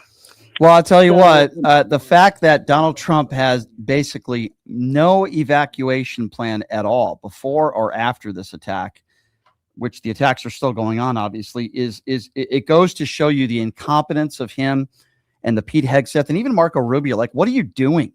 You knew that there would be thousands of Americans there. You had to have some sort of evacuation plan. But listen, what happened in Afghanistan was horrible, right? We lost 12 American soldiers. Terrible tragedy. Mistakes were made. By the way, Donald Trump had a similar evacuation plan, according to Bolton. But you still hear MAGA Republicans talking about that, but you don't hear any MAGA Republicans talking about how there are thousands of American citizens that are trapped. You don't hear them talking about that, do they? Because it's only political with them. I'm so sick of it. I'm so sick of these people. He does not give a damn about the American people. So MAGA, you might want to start waking up. I doubt that you will. Yeah, I doubt so. Well, I doubt as well. Thank you so much for the call. We appreciate you. 702-221-7283. How about Karen? Let's go to Karen next. Hey, Karen, what's up? I just don't understand why Trump thinks anybody should have to help him in a war that he sat there and put all kinds of tariffs on for a year, sit there and badmouth NATO, and he thinks that they should come and help him with something? Yeah, it's pretty incredible to me. And if they don't help, he'll threaten them with tariffs. This is a sick man, and there are so many incompetent fools that work underneath him That's what makes it even more dangerous. There's nobody that'll go up to him. They'll say, Mr. President, this is, at least he had a few serious people in his first administration. He's got nobody there now. I mean, Marco Rubio has sold himself to the devil. And Nobody says no. nobody. And Pete Hegseth, you couldn't find a more incompetent buffoon than this guy being the Secretary of Defense. I mean, it's a joke. I mean, as much as that, as much as it really is, as much as that Iraq war under George W. Bush was horrific, at least he went through the proper channels to do it. At least you could say, hey, there are a lot of people that voted for that war, Democrats and Republicans. That would not happen here. We know that. We know that there are a lot of Republicans that are very split on this issue, and virtually every Democrat is against what's taking place here. There is no way that they would support this war. And by the way, the Trump administration, I know this will shock you, has lied to people in Congress. And they said, oh, we're going to give you information. We're going to give you this. We're going to tell you why we did this, this, and this. Even Republicans in D.C. are saying, no, they haven't given us any information. They've given them no logical explanation. You know, first we learned that Israel, you know, we had to play our hand because of Israel. Then they said that this was an imminent attack, that Iran was going to attack the United States of America. By the way, they haven't provided any evidence that that was going to take place. Then they said that, well, listen, they had furthered their nuclear capabilities. They haven't shown any evidence of that either. The Iranian government, they've been saying they have weapons of mass destruction, or they're working on weapons for decades, right? For decades, they've been saying that. Doesn't mean they have them. Just because world leaders in other countries say, hey, we have this, this, and this, doesn't mean that we go to war. We have to have our own intelligence that will lead us to believe that that is true. And They're a threat. right. And Tulsi Gabbard said 10 months ago under oath that they weren't. I mean, it's mesmerizing that there are MAGA Republicans that believe that this is the most incompetent government we've ever had in the history of the United States. I felt safer under Joe Biden. I'm sorry, I did. I don't feel safer now. There could be terror cells in the United States. God forbid if that happens. We already had that mass shooting that took place a few days ago, and the stabbing in D.C. The FBI has already said that at least the first shooting could be was terrorist related. What's next? We don't have enough people in the FBI to even investigate any of this stuff. Well, that's the problem. We have the FBI that won't even they won't even investigate any of the Epstein files and yeah, I mean they won't investigate anything. You have Kash Patel leading the FBI. Are you kidding me? We had Dan Bongino, and now we have Kash Patel in there. We think the guy who parties with Team USA hockey on our taxpayer dime, the guy who wants to give his girlfriend national security because she's a country singer that wants to be the next UFC national anthem singer. I mean, these people are insane. These are dangerous people. These are incompetent people. And these are not serious. So that they agree with him. Whatever he says goes, because the money keeps flowing from our pockets, the working Americans, into all his people. Yeah, I mean, I agree with you, my dear. I appreciate your phone call. It's just sick, the times that we are living in today. It's sick. 702-221-SAVE. And again, if you're a MAGA supporter, I'd love to hear from you. Tell me why you think that this war is a good thing for America. Tell me why. 702-221-SAVE. Teresa is next. Hi, Teresa. Teresa, are you there?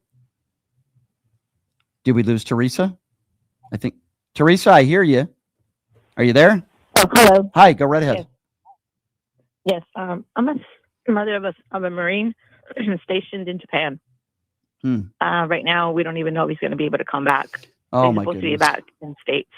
That's horrible. So now that I found out that some of the flights coming back are canceled, the airlines and everything. Yeah. Where do you live? All this stuff that's going on. Where do you live? Huh? In Texas. You're in Texas, and your son is serving, who's a hero, of course. And I'm sorry, where did you say he was serving in again? He's stationed. He's deployed out in Japan. What information has your son received, if any? He doesn't tell me, Yeah. and I'm sure he won't. So I won't get worried. Right. But I do feel for the military. I would imagine that there are out there right now. I would imagine there are thousands and thousands of soldiers and Marines and brave men and women in uniform that are in the same situation that your son and you are in right now. They're not getting a lot of information. They don't know when they're going to come home. They could be in harm's way. I hope that's not the case. What would be your message to Pete Hegseth? You're a mother of a Marine, of a brave Marine. What would be your message to the Secretary of Defense and Donald Trump right now? He doesn't know what he is really doing. He doesn't comprehend how our families are feeling, and we are pretty much pissed off. I mean, I understand your frustration. I hope your son comes home safely, and I'm very worried. I'm worried for people like your son. I'm worried for those that are serving right now that are in Iran. I don't think there's any evacuation plan for any of the citizens that are out there. I don't think they know how long this war is going to last. They have no idea. First, they say 2 or 3 days. Then they say 4 or 5 weeks. Next, what are we going to hear? 6 months? I believe this is going to cost this country trillions of dollars, but even more important than money, of course, is the loss of life. We've already lost 6 soldiers. And I tell you, after that he didn't want a war. Yeah. And look at what we're at now. After the war in Iraq with George, didn't Republicans learn their lesson? Do they even care that thousands of American soldiers lost their lives? Do they care that hundreds of thousands of innocent Iraqis lost their lives? And we found Saddam Hussein in a hole in the ground with a candy bar and 2 security officers. And we were told they had weapons of mass destruction. I'm telling you, I think this is Iraq War 2.0. This isn't even about faulty intelligence. This is flat out lying. And then we have Donald Trump today. He didn't say our CIA and our intelligence told us that Iran was planning an attack on America. No, he just said, well, it's my opinion that I think they were going to attack us first. So that's a reason to go to war. I mean, it's sick. It's sick. Like they say, this man doesn't care about anybody but himself.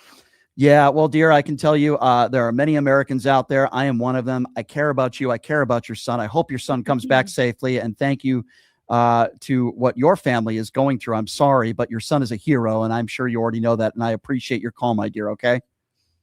Thank you. Thank you. Breaks my heart.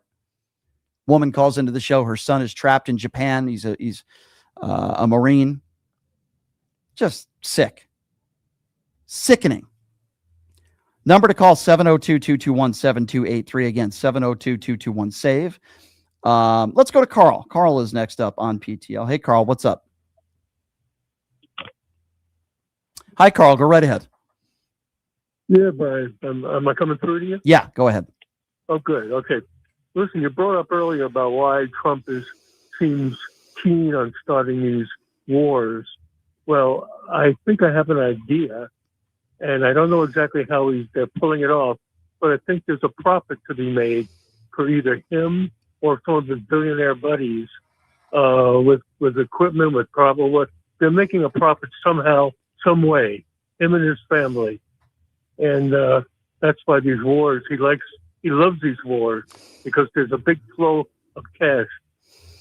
I go back to the Iraq War. Look at Halliburton. Look at Dick Cheney. Well, I'm happy that in the months before Dick Cheney passed away, at least he was on the right side of history and he showed a little bit of fortitude for voting for Kamala Harris. But at the same time, look at all the money Halliburton made. You know, this war, 90% of it, in my opinion, is about money. And then I think 10% of it is about ego. And once in a while, they get it right. But this is about money and ego when it comes to Donald Trump. Make no mistake about it. A lot of Trump's buddies probably are in businesses that's supplying armor and goods and whatever, ammunition and equipment, and making a huge profit. Yeah. And some of it's dribbling down to him, obviously. It's so crazy. And, I think that's it. I think that's it. Somebody on social media, and by the way, these are the cowards who are afraid to call into a radio show. They're keyboard warriors, said Trump is smarter than Kamala voters. I'm personally inviting that person to call into this show right now and tell me why he feels that way. But I guarantee you he won't, because they don't know how to form an argument. They can't debate. And sometimes they struggle to use their little Trump fingers to call into a radio show. But I'll give out that number again, 702-221-7283, 702-221-SAVE. You could either be a coward and be a keyboard warrior, or you can try to have a conversation and call into a radio show. But I guarantee you that person, just like so many of the others that make ignorant, stupid comments and their homophobic slurs, and they don't know how to have an actual conversation. So they say stupid things on social media. But I open up the phone lines to these people. But for whatever reason, Carl, they just don't call in. They're afraid to call in. Well, but I certainly see the comments of them watching and listening to the show, but they're just not smart enough to have a conversation with me, unfortunately. well, they don't have the education. Most of them, like Trump, he doesn't have the education. Well, He says Trump he University. went to. Well, he says he went to and graduated top of his class at one of the business colleges, the best one in the country, and it was found that he was in the bottom 5%, and he hardly ever showed up. So the man is there's no intelligence, there's no education there. Well, obviously, Carl, you're not going to get an argument from me. I completely appreciate you. All right.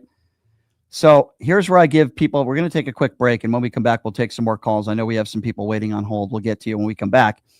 I know there's people out there on social media that are keyboard warriors that they want to say certain things and they want to call me names and call me a liar. And they want to, make unsubstantiated claims and lies and you name it.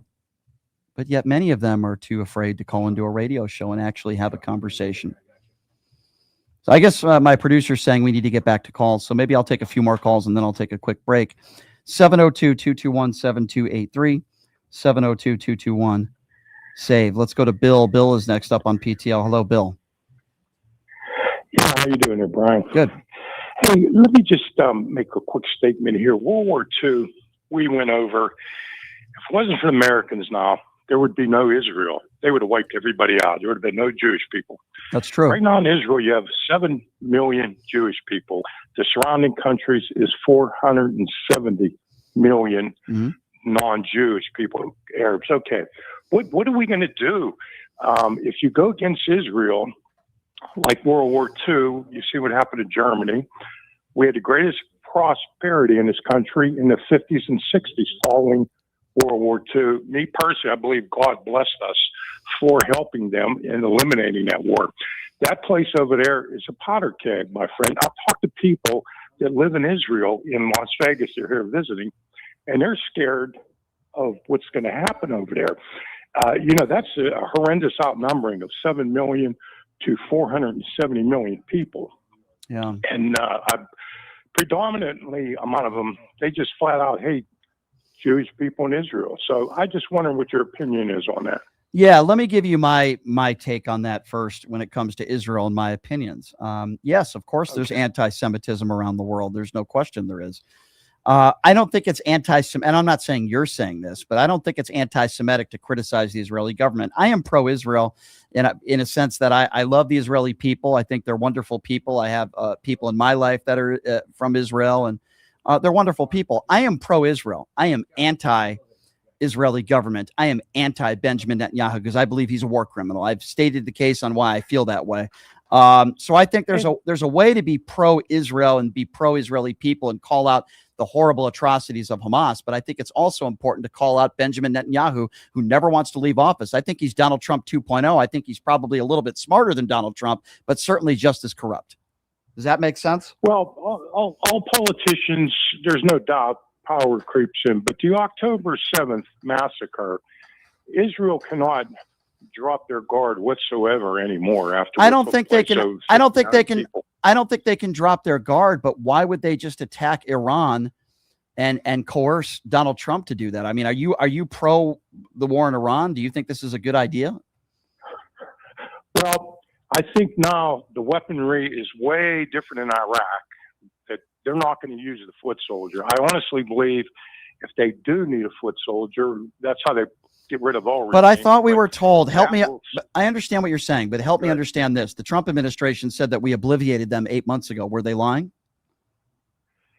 Well, they did what they wanted to do, but they had other ways. They have those moving trucks around the country that they're wiping out right now at this point, trying to alleviate them. I mean, there's a fog of war. Everybody has heard that term. I understand, but where is Donald Trump? Donald Trump didn't say today that our intelligence told us that Iran was going to attack us. He said, it was my opinion that I think this was going to happen. Is that enough to go to war with another country? But this has been brewing for a good 47 years. And what's changed? And what's changed in the last 8 months? to lead you to believe that Iran is more of a threat to us than they ever were? What's changed? Well, they have been threatening to. They've been threatening us. everybody. They've been threatening. They've been doing that for decades. What's changed? Yeah, I understand your point there, but previous presidents have always hinted about doing something, and they let them go. Now, Barack Obama and Joe Biden never threatened a war with Iran. So I'm confused where you're getting that from. I can tell you Benjamin Netanyahu pressured them and they didn't give.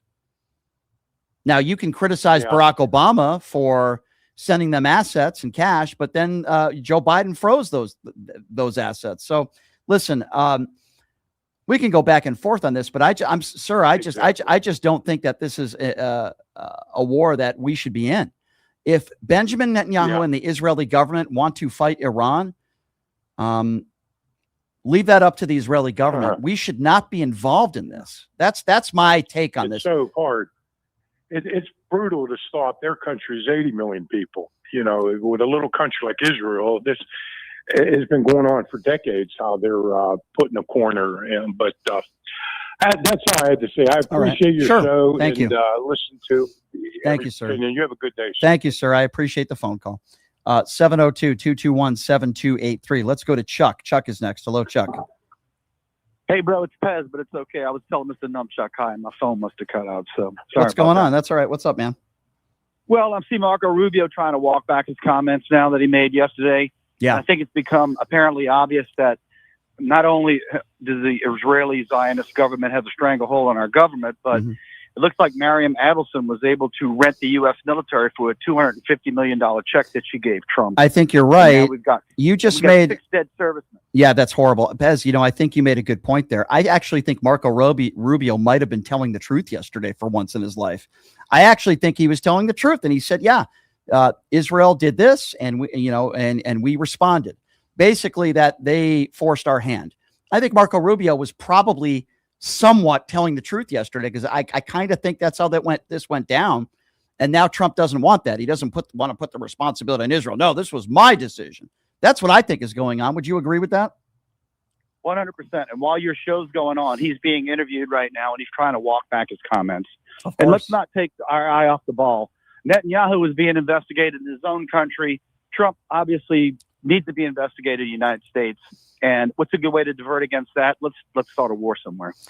I believe, and it brings me no joy to say this, I've said in the last year that I believe Benjamin Netanyahu is a war criminal, but now I am adding Donald Trump to that list. It started with the boat strikes. Those are clear war crimes. And now it's gone into kidnapping a president in another country and stealing their oil, war crime. And now we see what's going on in Iran. Over 1,000 people in Iran have already lost their lives. There's loss of life in Israel. There's loss of life everywhere. As you mentioned, we've lost 6 soldiers. That number is going to unfortunately balloon up. I wish that wasn't the case. I believe Donald Trump is a war criminal. I think everybody around him is an accessory. That's my opinion. I have to agree 100%. Remember, when a sinking ship goes, all the rats jump off. So Kristi Noem was under the gun today. You could tell she was in a completely different demeanor than when she was interviewed the first time and decided to just filibuster every question. She tried the same tactic today, but I could tell that her back was up against the wall. Everybody in America sees the videos. They know ICE is out of control. You have to sit back and ask yourself, is there just one cabinet appointee from this administration that's competent? And I have to tell you, the answer is probably no. I also think Kristi Noem's back is against the wall when she's hanging out with Corey Lewandowski on that jet bedroom. But anyway, that's another story for another show. I appreciate the call, my friend. Thank you so much. Good to hear from you. 702-221-SAVE. 702-221-7283. Let's go to Mark. Mark is next on PTL. Yeah. What's up, Mark? Oh, man. I was just, listening to you and on those deep breaths, it's heartbreaking what's going on, Yeah. People need to have a little more empathy for each other than the White House, anything happens over there. They don't even shred any kind of motion at all. That's true. And they call themselves Christians. Mm-hmm. And when you talk about death, they smile. It's amazing to me how America, in just this one swoop, they use a lot of psychological warfare on their own people he says it enough that people believe it. And it bothers me a lot. So what you know? just said is extremely important. And listen, I have criticisms for Joe Biden. I have. But I think one of his strengths was he was a man, and he is a man of empathy. He's not perfect. He's made mistakes. But the man has empathy. And when he talked about loss of life, it resonates with people because he's been through it himself tragically with his first wife who died in a car accident and his daughter. This man, but it's not just Donald Trump. We know the man has no empathy, right? He's a horrible human being. Look at the way Kristi Noem spoke today. She was asked about Alex Preddy. She's the one who put out the false narrative hours after the shooting that he was a domestic terrorist. And she wouldn't even apologize. Pam Bondi wouldn't look behind her when there were Epstein victims 20 feet away from her, wouldn't apologize, wouldn't say anything. These are people that have zero empathy. Many of the people that are in Trump's administration not only struggle with any sense of empathy at all, they're just flat out really bad people. If you're a really bad person, you're probably not going to have empathy. And if you don't have empathy, you're going to run an organization that probably executes people on the streets and takes away their First, Second, and Fourth Amendment rights. If you don't have empathy and you didn't serve in the military yourself, you're probably going to send others into ill-advised wars to make yourself look stronger. So, because you're going on a whim that you don't like Iran and they might have attacked the United States. These are the characteristics of really bad people. Now, some of these people are not stupid. Some of these people actually are somewhat intelligent, but they're still bad people. And then there's some people there that are just really dumb. I think Kristi Noem is a very dumb person. I think Pam Bondi is a very dumb person. But then you have people like Marco Rubio. I think Pete Hegseth, very dumb person. Then you have the Marco Rubios of the world. I don't think Marco Rubio is stupid at all, but he cares more about his own political gain in one day, hopefully becoming president. I hope that doesn't happen. Than starting an ill-advised war. But if he went into the Oval Office like Friday or Thursday and he said, Mr. President, I think this is a bad idea. We need more intel. We need to allow Israel to fight this war. Iran did not invade Israel. Iran did not strike first. I think we need to wait this one out. If he even said anything like that to Trump, he'd be gone. He'd be forced to resign. But you know what? If you're a good, decent human being, you do that. You do that. Exactly. And Marco Rubio is not a decent human being. Somebody else that struggles with empathy. That's the problem that we have with these clowns in Washington, D.C. today. Exactly right. Yeah. None of them, actually get out there and talk serious. I mean, he takes all the Secret Service over there to Mar-a-Lago so he can make a ton of money every weekend. Did you see it? The only reason he goes over there, and then he holds his presses right there. Yeah. Did you see what he was doing an hour or two after this war started and we struck first? Did you see where Donald Trump was on Friday night? He was hanging out at Mar-a-Lago, partying it up with his stupid dance, partying it up at Mar-a-Lago while our brave men and women in uniform are risking their lives. That's how despicable this man is. He is a despicable human being. Yeah, it should for all of us, all Americans.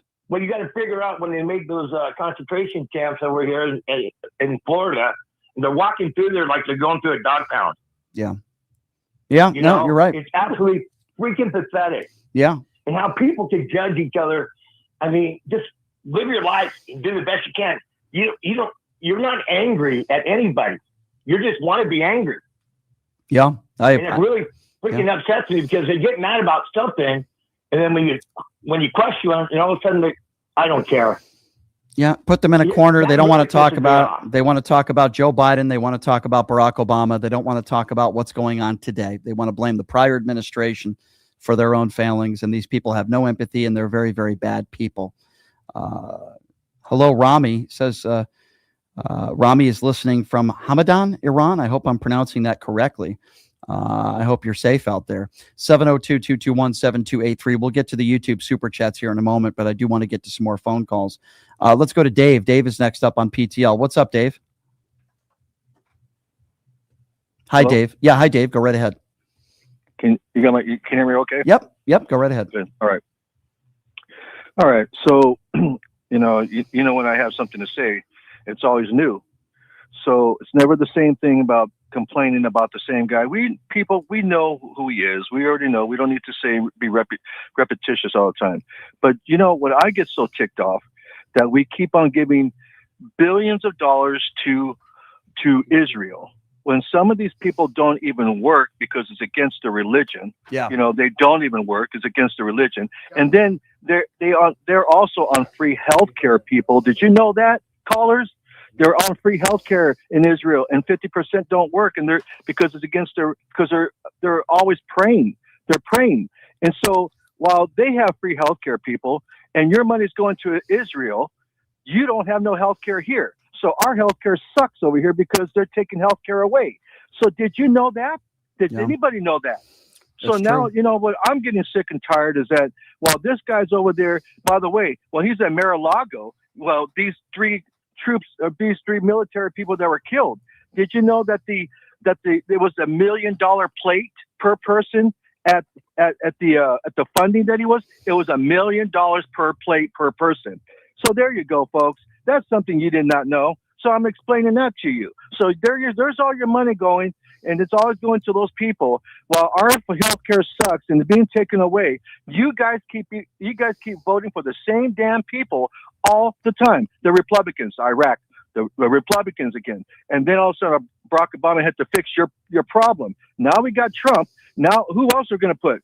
Oh, you're going to put a Democrat in the White House, and then all of a sudden when he doesn't fix the problem, you know what you're going to do? You're going to blame the Democrat, and then you're going to put a Republican right after that. So here's the problem. Stop voting for a Republican, because that's all they like is wars. You know that. That's how they make their money. That's how the money comes out of your taxes dollars to pay for their rich friends. That's all I got to say. Yeah, well, I'm with you, my friend. I couldn't agree with you more. And yeah, speaking of $1 million plate dinners, you're right about that one. Guess who did a $100,000 a plate dinner a month or two after Charlie Kirk was assassinated? Erica Kirk. 702-221-7283 is the number to call. By the way, she did that dinner at Mar-a-Lago. Let's go to Ray. Ray is next on PTL. What's up, Ray? Hey, Brian, no time. It's been a long time since I talked to you. Okay, we know Trump's a big piece of what. Has anybody thought about if we are at war, we can't have an election? Now, that's something to think about. Yeah. And I agree with what all your callers are saying. They're all right on. Yeah. I mean, I'm very, my opinion. Of course, you're always welcome to, my friend. Good to hear from you. And that's what this show is all about. I'm very lucky and I'm very humbled that I have a great group of listeners, the overwhelming majority that are extremely intelligent and informed. And it makes me feel good. And it makes me feel some sense of security towards the future. We have some great people that are part of the PTL family, and you're absolutely right about that. And I'm very appreciative to all of you. I really am. Speaking of my listeners and people that I adore, it's not a radio show without the MAGA destroyer, Darlene. Darlene, what's happening? What's going on? Hey, Brian, I was watching that crap earlier, and Brian, it was like watching a circus in a nursing home. Oh my God. Some of them older people need to go. It is ridiculous. And all they did was lie. Yep. And one more thing, Brian. Yep. I have a new business that I want you to start with your show. Oh, what's that? And I mean it. Brian, promise me. I want you to start making shirts that say, "What about Brian?" Not Brian, but what about Biden? What about Because Biden? That's everything they kept saying. What about Biden or what about Brian? I kind of like the "What about Brian" shirt. What about better. Brian? What about Brian? Yeah. I got to get some shirts. I already have a few designs, and I got to get this out by the end of hopefully this week or next. One of the shirts going to be "Don't be a Trump mushroom gobbler," and the other one is going to be "Pod him down" with a picture of me pointing my finger at Numchuck. That's going to be those are the two designs that we have ready to go right now. Yeah. Well, promise me one thing. Make sure that you get shirts big enough for girls' breasts, because some of us have big boobs and we can't help it. So make sure that you make some like that. I mean, I'll talk to my guy. I'll make sure of that for you, and I'll make sure it's big enough even for somebody like Donald Trump to wear. Okay. Okay. Thank you. Last thing. Yep. Wait. Yeah, go ahead.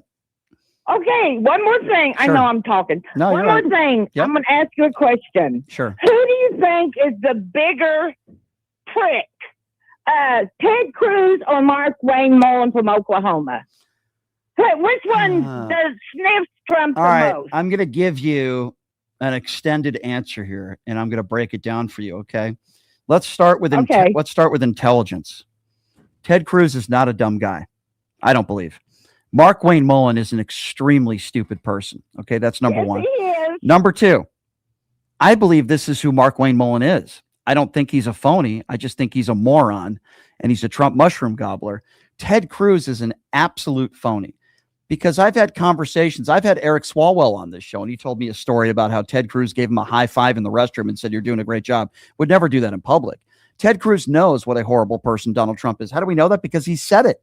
When Ted Cruz was running for president and Donald Trump mocked and made fun of his wife, Ted Cruz calls him a malignant narcissist. He calls him a liar. He could never be running the Republican Party, just like a J.D. Vance, right? Calls Donald Trump the next American mustache man.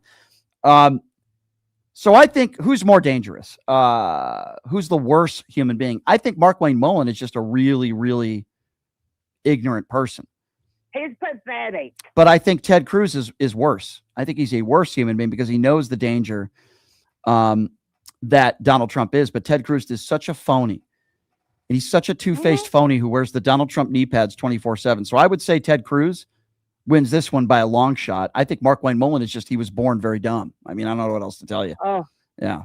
Oh, I'm telling you. Well, thank you. And all right. You have a good one. Thank you. You Bye-bye. as well. You as well, Darlene. You take care. We'll have those shirts up there on the website, pushingthelimits.live very soon. Let's get back to the calls. 702-221-7283. Ryan is next. Hi, Ryan. What's going on? Hello. So in Iran, as of this year, there has already been over 36,500 people killed. Yeah, I read that as well, Ryan, and every single one of them should not have happened. And I'm extremely saddened to get that number.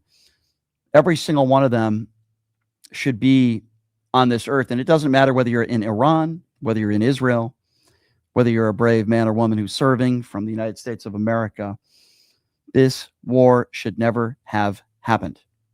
And just like these American soldiers who risk their life, who put their life on the line, that are paying the ultimate price, I also feel the same way in a sense to somebody like an Alex Preddy or a Renee Good. You can disagree with how they did things, but in the last moments of their life, they weren't thinking about themselves. They were thinking about others, Ryan. And that's what really gets me and gets me emotional. And it's hurt. It hurts. It hurts that there are so many brave people that have served this country and their lives. Let's not forget about those that have been injured as well, that are still with us, that are in serious condition, and let's pray for them as well. It just breaks my heart. And this war is not ending anytime soon. I'll tell you that right now. 702-221-7283. Let's go to John. John is next. Hello, John. Hey, Brian, thanks for taking my call. Sure. I completely agree with you. The cost is going to be horrific, and for those people who may not care about losing people in the war, they're definitely going to care when gas prices skyrocket because the Strait of Hormuz is shut off, and that's going to bring the war home to everybody, whether you like it or not. Yeah, and Donald Trump talked about that today. By the way, gas prices have already started to skyrocket, and Donald Trump's excuse, well, it'll only be for a little while. Then I think things will drop and get back to being great again. I mean, it's just like the same idiots that voted for Trump that were bragging about how great the gas prices were. They never hear them talk about inflation or grocery prices, but they'll take that one statistic because gas prices maybe are 28 cents cheaper than they were a year ago. And now they've skyrocketed on average to over $3 a gallon. But you won't hear Trump supporters talk about that now. They won't bring that up, will they? Nope. Yeah. I mean, listen, you know they won't. Yeah, they have zero credibility. And it's quite frankly, it's exhausting to have political debates with some of these people because they're such bad faith actors, and it's sick. It's disgusting. And I appreciate your call, my friend. Thank you so much. I do want to get to the YouTube super chat, if I may, because I know that there's a lot of people. I haven't been doing a very good job of that lately. I have to do a better job, and that's on me in monitoring the YouTube super chat. But Numchuck has informed me that there are some people out there, they want their voices to be heard. Some people don't want to call in. They want to make a little donation and support what I do, which I greatly appreciate. So we'll get to all of them now. Let's start off with Alex, who says the Middle East have been fighting since ever. Well, that's true. But Donald Trump just said, Alex, didn't Donald Trump just say that there's peace in the Middle East? I thought that's what he just said. I don't know. Maybe I'm wrong. Didn't Trump just say that? He just said that there's peace in the Middle East. Anyway, we get back to the super chat. Zanatos Gambit says ISIS 2.0 war on Iraq created ISIS. Trump is taking a page from Bush. ISIS 2.0, another 20 years of backlash from terror groups we created. That's also a very good point. I didn't even think about that. You have these terrorist groups now that probably will be working together, and I hope I'm wrong. I appreciate your support. Also, Minnesota Vet, very generous donation of $20, says, how many MAGA people are going to sign up for military service? They take people up to age 42. I doubt a single one would. I signed up, but according to MAGA, I'm the one who is unpatriotic. Yeah, there you go, Minnesota. The people out there that are unpatriotic, they call people patriots if you beat a police officer on January 6th, these scumbag thugs. Electric Dad says, I heard we're using biological warfare. They are shooting Trump's used diapers onto Iran. They are barely able to breathe and are surrendering immediately. Well, Electric, that might work. I wouldn't want that either. So that might work. I don't know. All right. So for all of you out there that are listening to the show, that enjoy what I do, this has been one of those rare shows where we didn't even have a guest on. We'll get back to guests tomorrow, and Leonard Cardinal is going to be joining us in studio. But I wanted to make sure I got to all the phone calls, and I wanted to make sure all your voices are heard. That's a really important part of the show that I'm never going to change. I might make some changes here and there, but it's not going to be about how interactive we are. You guys are the show. We want to give you a platform to call into the show and speak up. Whether MAGA supporters are too afraid to call in or not, I could give two craps. My loyal listeners, I will always give you a platform to call into the show and speak your mind. It's a really important aspect of the show, and that is not going to be changing. I also ask you guys to check out my website, as you see there on the bottom of the screen. If you haven't been in the YouTube Super Chat, we ask that you check out my website, which is pushingthelimits.live. When you go to pushingthelimits.live, it gives you an opportunity to make a donation. It could be a one-time donation or it could be a monthly donation. We have plenty of members that make monthly donations. Doesn't matter how much, whatever you can afford. Whatever you're willing to give, we appreciate. $5 a month, $10 a month, $20 a month. Listen, whatever you can afford, we greatly appreciate. And starting tomorrow, if you make a donation of $25 or more, we are also going to start up on the YouTube Super Chat or a donation on my website where once a month you will get the opportunity to do a segment with me. So we choose randomly one person, and we're doing that this month. In fact, we'll start it right now. For the month of March, if you make a minimum donation of $25 or more through my website or through the YouTube Super Chat, you are immediately entered into a chance to do a segment with me at some point that we'll schedule in April. All right, so that's the new contest that we are doing right now. Thank you all for joining us. We'll be back at it tomorrow. Leonard Cardinal is going to be joining us in studio. Please check out my website, pushingthelimits.live, where you can support independent media. I believe, if I'm not mistaken, I'm doing the Pierce Morgan show tomorrow, and then I'm doing the Roland Martin show on Thursday. So busy rest of the week for me. I hope everyone stays safe out there, especially if you're in other parts of the world where you might not feel safe. We're certainly praying for you, and we will see you guys tomorrow. Have a great day, everybody. Hey, everybody. Are you struggling to find a pizza place that reminds you of Brooklyn? That true blue New York style pop?